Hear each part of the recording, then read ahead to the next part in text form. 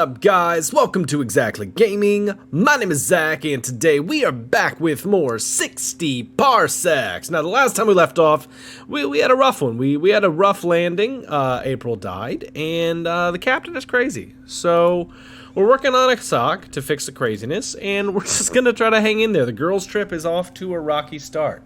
Somebody dropped off a package on our doorstep during the night. The note says, please enjoy this organic junk, humans. We got it in a crappy trade deal centuries ago. Maybe you can find a use for this. Inside is a bunch of old, dried-up alien herbs. Definitely useless to these automatons. I'm unable to identify the plant or the chemical composition. What are you going to do with it? Well, we got a lighter. And we got some herb. So let's, do what people do. It's probably going to go badly. Dee Dee said the herb smelled kind of nice, so you lit the leaves up to freshen the air inside the shuttle.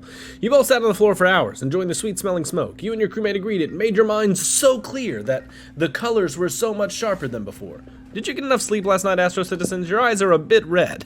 You still haven't regained your sanity. Craft a complete new out-of-available sock puppet. Nice. So we got the sock puppet, and we're starving. So we're going to give soup to everybody.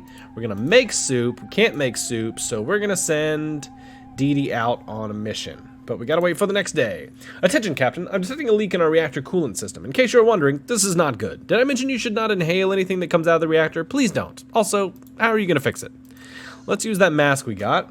Let's start the next day. Captain won't be crazy.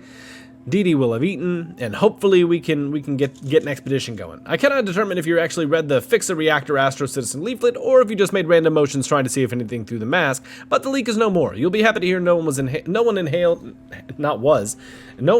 is also good. No one has inhaled any of the coolant vapor. Well done, Captain. The madness has released its hold on you, Captain. You are no longer insane. Probably.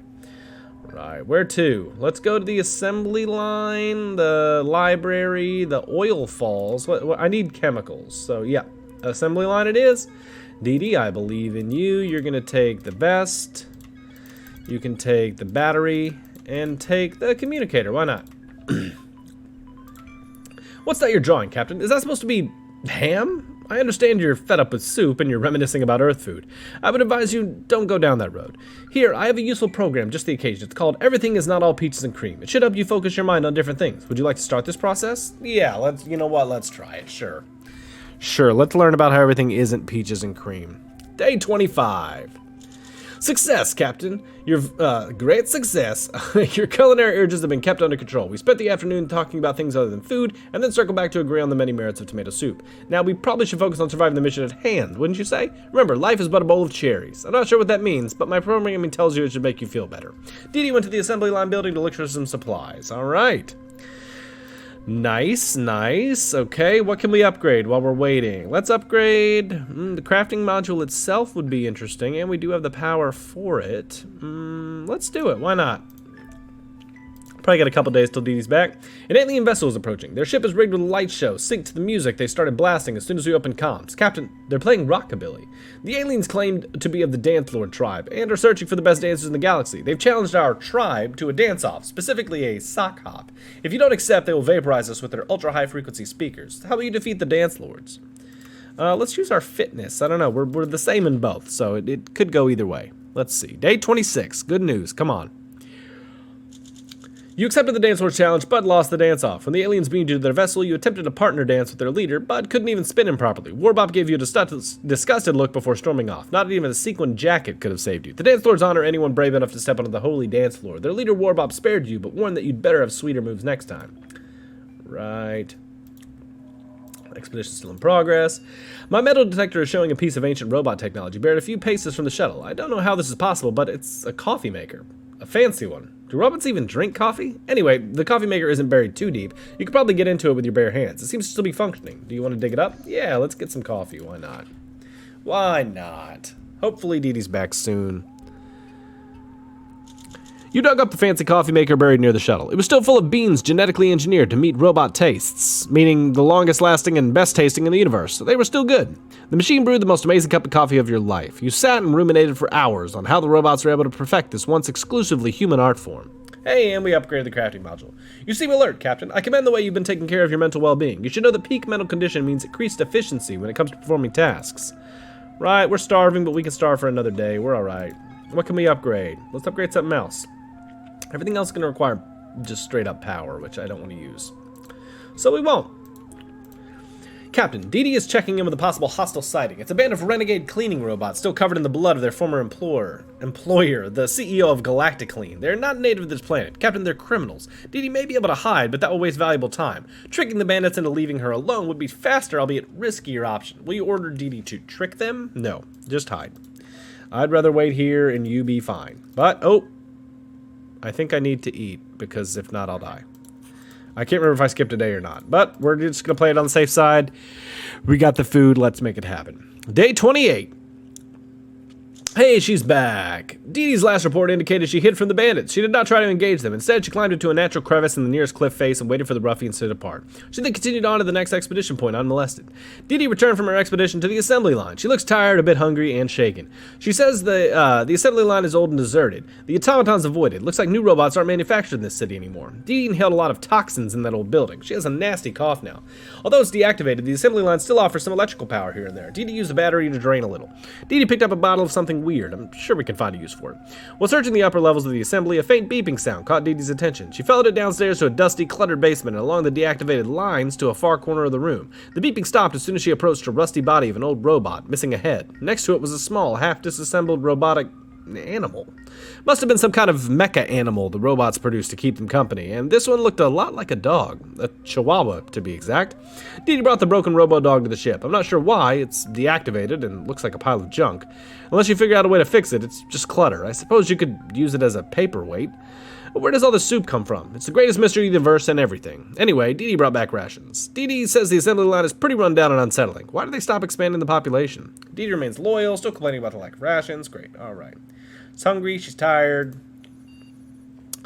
I asked one of the locals about their customs. I have some ideas for explaining their culture to you. Pick something, Captain. I'll share my newly acquired knowledge using that item as the focus point. Alright, let's use a communicator, see if they can beef that up. Let's make let's make a first aid kit. That's actually good. Yeah, first aid kit for sure. And then we'll feed her, and we'll set her out on an expedition. She's tired, but she'll be... No, let's let her rest. Let's let her rest. We'll send her out tomorrow. That sounds good to me. Day 29. Don't break my communicator, robots. I'll explain this planet's customs using the communicator. I can use it to play a local song, the Binary Rhapsody. Did you like that? Somebody did. Thinking it's a concert, some passing locals gifted us spare energy cells. Alright, that looks good to me.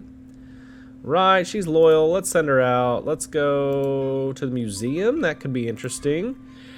Oil falls are good for chemicals. Let's go to the oil falls. Yeah, I believe in you. Let's bring the... Yep, and bring the mask. And bring the communicator. Our water recycler is overheating. The overheating itself isn't the problem. The system has safeguards. The problem is we store our minerals under the water recycler. I'm worried that any minerals there, even leftover traces, could melt or boil if exposed to too much heat. That could be hazardous. A manual reset could work, but it'll be tough. Do you want to try it? Yeah, let's try it. I'm feeling like risking it. Why not? Day 30. You opted to manually, son of a bitch, reset the overheating water recycler. The job is harder than you expected. The Astro System patented water recycler guide specifically warns against not releasing any steam jets during such repairs. The steam jets you let loose vaporize some of the exposed minerals stored next to the recycler. You're lucky they didn't vaporize you. And Dee Dee's gone to check out the oil area. Captain Man, there's a delivery guy outside, leaning out some kind of wormhole. The boxes behind him read Pisces Pizza, delivery in 300 milliseconds or your money back. He angrily waves a greasy box at us. His English is hard to parse. I wonder where or when he's from. Should we attempt to dialogue or give him something valuable in exchange for his box of stuff? No, don't talk to him. We didn't order the pizza. It's not our pizza. Day 31. The Pisces Pizza guy stared at us, incredulous, while we stared back. Also incredulous. He quickly became very miffed. Perhaps he was behind on his 3 deliveries per second quota. He threw boxes at us in a fit of rage, glared at us once more, then turned and slapped a button. The wormhole promptly closed up. I wonder if Pisces Pizza have an interdimensional complaints line. Crafting completed. New item available first aid kits. Hey, we're starving, but we have interdimensional pizza here. Come on, interdimensional pizza. How are you going to be starving with all that? Look at April. She's starving. She's dead, but hey, you know what? Same thing. It's the same thing. All right, we made that. Let's make soup. Actually, Dee Dee will be back soon. Let's make a sock puppet. And can you hear my teeth chattering, Captain? Of course you can't, because I'm a computer and I have no teeth. Duh. Still, I regret to inform you that the heat module is stuck in a cooling feedback loop. It's going to get very cold very soon. Yeah, let's use that lighter.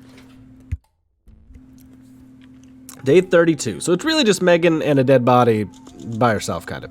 The heat module is reset to factory defaults and it's running on its tropical setting, Captain. Suggestion, why don't we make the lighter a heat module backup system? It worked today, it will again. But the lighter's broken.